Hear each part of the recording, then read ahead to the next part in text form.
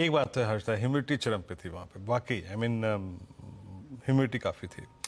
इस बीच चलिए अभी काम करते हैं, थोड़ा सा विषय को बदलते हैं और अब ट्रेड्स पूरे हो गए। अब थोड़ा सा लॉन्गर टर्म पर्सपेक्टिव से बात करते हैं। ज्योति वर्धन जयपुरिया साहब हमारे साथ जुड़ चुके हैं, founder and MD Vintage Advisors के। ज्योति सर नमस्कार, कार्यक्रम में स्वागत है आपका। बीता हफ्ता क्या रहा sir? I mean exit poll ने आपकी जो अपेक्षाएं थी वो चरम पे कर दी, नंबर्स उससे काफ़ी, अगर आप देखें, बड़े डिफरेंसेस थे। पर हमें ये ध्यान देना पड़ेगा कि ये शायद तीसरा कार्यकाल था इस सरकार का। उस हिसाब से नंबर्स ने बाजार ने नंबर्स को पचाया सर, और कल शपथ ग्रहण भी हो गया। बाजार ने मैसेज भी काफ़ी स्ट्रांग दिया। आपकी रीडिंग क्या कहती है? अब यहाँ से बाजार किस चीज़ पर फोकस करेगा? इवेंट्स टू वॉच, आपका भी उस वक्त क्या है इस वक्त? तो देखिए, एक तो सरकार बन गई है, नंबर थोड़े कम है, जो अपेक्षा थी उससे थोड़े नंबर्स कम है, पर उसके बावजूद एक स्थिर सरकार दिख रही है, क्योंकि 240 तो बीजेपी के ही है। और अपने पिछले देखे 1990-91 से तो जो सरकार बनी है, सब कोएलिशन गवर्नमेंट एक तरह से लास्ट की है, यानी एक कोर रहता है जो काफी मजबूत रहता है। और यहाँ तो बीजेपी करीब 85% सीट है जो अपने को मेजोरिटी से चाहिए, तो एक तरह से सरकार स्थिर रहेगी। दूसरा जो रिफॉर्म प्रोग्राम है, कई लोग की आशंका है कि वो रिफॉर्म प्रोग्राम स्लो हो जाएगा, थोड़ा इंफ्रास्ट्रक्चर पे है ना फोकस कम हो जाएगा। मेरा तो अनुमान है कि इसमें कोई ज्यादा फर्क नहीं पड़ेगा। जो उनके ना रिफॉर्म प्रोसेस है वो आएंगे और वो आते रहेंगे। आज ना 18 काय देऊ, लवकर बोल।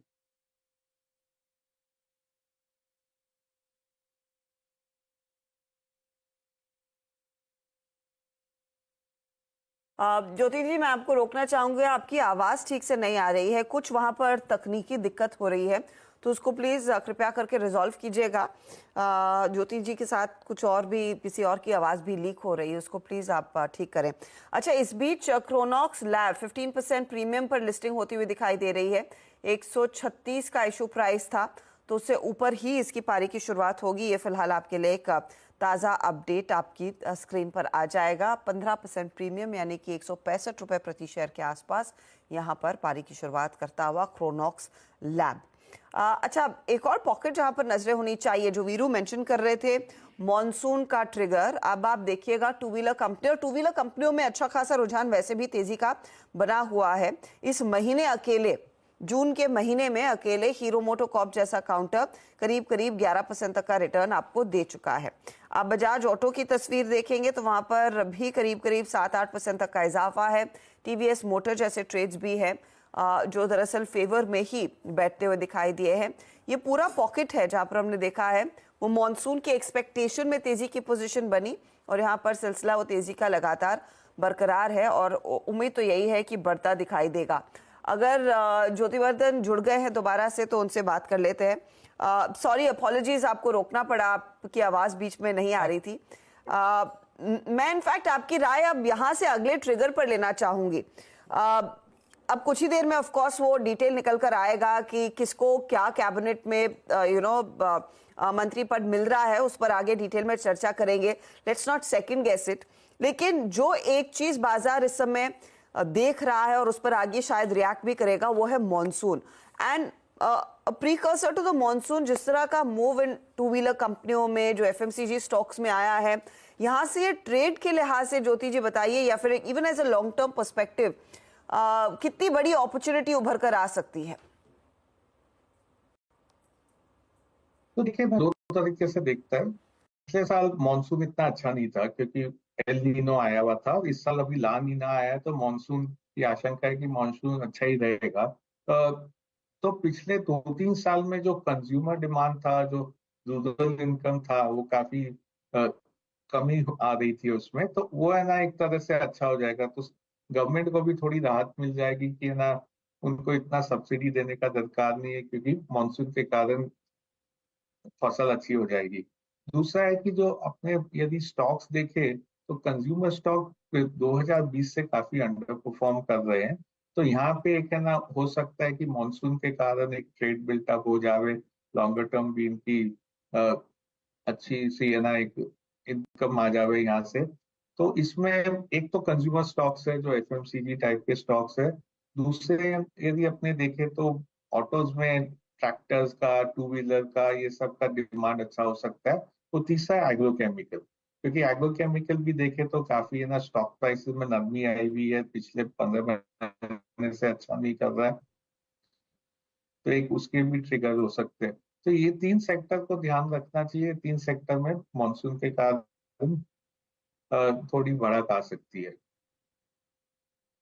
ज्योति जी, आपने एक चीज कहा कि अच्छा मॉनसून सरकार के लिए भी थोड़ी सी रिलीफ का कि कम सब्सिडी देनी पड़ेगी, लेकिन ये क्या मार्केट में एक बड़ा डर फैक्टर इन हो चुका है कि ये वाले टर्म में अगले 5 साल ज्यादा पॉपुलिस्ट मेजर्स देखने को मिलेंगे, सब्सिडी के प्रति ज्यादा खर्च होता हुआ दिखाई दे सकता है?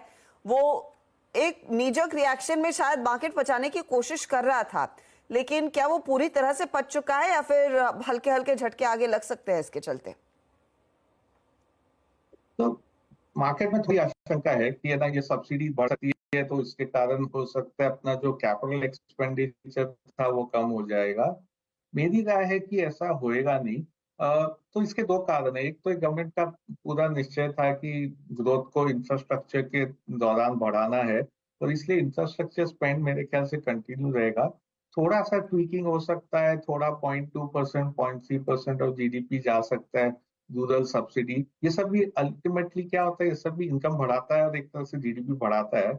इस साल का देखें तो आरबीआई ने उनको 2 लाख करोड़ का ना डिविडेंड दे दिया है, जो है ना एक्सपेक्टेशन से बहुत ज्यादा है। तो इस साल तो ऑलरेडी गवर्नमेंट के पास 0.3% ऑफ जीडीपी का एक तरह से एक्स्ट्रा पैसा आ गया आरबीआई के थ्रू। तो वो पैसा उन लोग है ना इस्तेमाल कर सकते हैं। तो जो कैपिटल एक्सपेंडिचर था उसको कायम रख सकते हैं, और फिर भी थोड़ा पैसा सब्सिडी के लिए ज्यादा आ जाएगा उनको। तो मेरे पिछले अपने 5 साल में देखे तो सब्सिडी गवर्नमेंट ने करीब 80% कम की थी जीडीपी के कंपैरिजन में। तो मेरे ख्याल से वो सब्सिडी कट नहीं होगी, हो सकता है थोड़ा यहाँ से 20-30 पैसा बढ़ सकता है। पर है ना उसका फंडिंग हो जाएगा, यदि जैसे आरबीआई का डिविडेंड है, अगले साल यदि वो मार्केट इतना तेज है कि कोई पीएसयू शेयर थोड़ा बेच देवे, तो उससे फंडिंग हो जाएगा और कैपिटल एक्सपेंडिचर के लिए भी पैसा रहेगा आपके पास। तो सर ये पीएसयू बैंक्स और डिफेंस रेलवेज में ये बीते हफ्ते काफ़ी पेन रहा, स्पेशली आई थिंक जो एक्चुअल नंबर्स आए थे उसके बाद। अभी भी वो हाइस उस दिन के भी क्रॉस नहीं हुए हैं, लेकिन इन डिप्स में और वो जो करीब करीब 7-8-9% का डिफरेंशियल परसिस्ट कर रहा है बहुत सारे स्टॉक्स में, अभी भी इन तीन स्पेस में सबसे स्ट्रॉन्ग कन्विक्शन कहाँ है आप, and specially your take on PSU banks? तो देखिए हम लोग, मैंने पहले भी 2-3 बार कहा था, हम लोग ऐसे पीएसयू वर्सेस प्राइवेट इतना देखते नहीं है। एक तरह से आज के दिन पीएसयू की तरफ सबके झुकाव था क्योंकि वैल्यूएशन सस्ते थे। पर अभी भी काफी प्राइवेट सेक्टर बैंक भी है जिनके वैल्यूएशन थोड़े सस्ते हैं, और है ना पीएसयू से भी 2-3 स्टॉक तो है ना पीएसयू से भी कम वैल्यूएशन में दिख रहे हैं। पर ये सब स्पेस में हम लोग थोड़े प्राइवेट सेक्टर बैंक ले रहे हैं जो सस्ते हैं, थोड़े पब्लिक सेक्टर बैंक्स भी लेके रखे हैं। स्पेशली जो बड़े बैंक्स है वो काफी सस्ते दे रहे हैं बड़े प्राइवेट सेक्टर बैंक से कंपैरिजन में। तो पीएसयू बैंक्स अच्छा करेंगे। जो पिछले 2-3 साल में रिटर्न देखने मिला वो तो नहीं आएगा, पूरे बैंकिंग स्पेस में भी नहीं आएगा, प्राइवेट सेक्टर में भी नहीं आएगा, क्योंकि बहुत लो बेस से सब लोग ऊपर जा रहे थे। काफी है ना उनका बुक्स क्लीन अप हो चुका है। पर अगले 2-3 साल में भी पीएसयू बैंक्स भी अच्छे करेंगे, प्राइवेट सेक्टर बैंक्स भी अच्छे करेंगे। वैल्यूएशन ध्यान देके लेना चाहिए जो सस्ते बैंक्स दिखते हैं उधर। ज्योति जी, आपका बड़ा कन्विक्शन ट्रेड FY25 के लिए क्या रहेगा? And I am calling it a trade, but कोई ऐसी थीम जहां पर आपको लग रहा है कि अब बड़े पैमाने पर कैपिटल डिवोट होता हुआ दिखाई देगा, जहां पर अर्निंग विजिबिलिटी है एंड होपफुली वैल्यूएशंस भी कंफर्टिंग है इफ नॉट एक्सपेंसिव? हाँ, तो वैल्यूएशन तो देखिए एकदम सस्ता तो बहुत कम सेक्टर में देखने मिल रहा है। तो फार्मास्यूटिकल एक सेक्टर है जहाँ पे वैल्यूएशन रीजनेबल है।